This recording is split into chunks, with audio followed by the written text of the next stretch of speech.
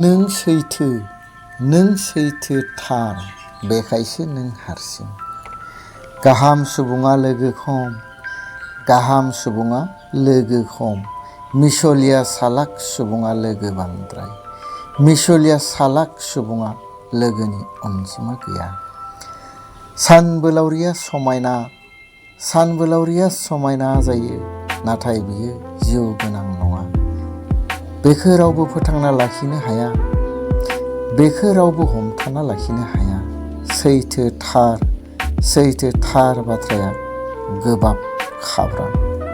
सैथो थार बाथ्राया गोबाब खाब्रां, नाथाय बेखौ रावबो एंगारना सोलिनो हाया। सैथोआ सानसेब्लाबो नुजाथारो। जिउआव जि जाथायानो जाया मानो, गासैबो मोजांनि थाखायसो जायो।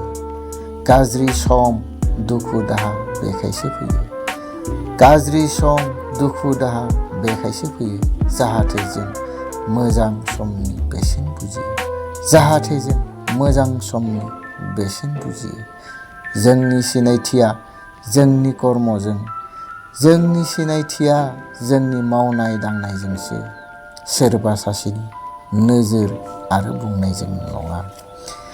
जिउआव गाज्रि भिडिअ'थ' गोबां नायबाय, गाज्रि बाथ्राजों नांज्लायनाय, खमज्लायनाय, सोंखारिलायनाय गोबां नायबाय।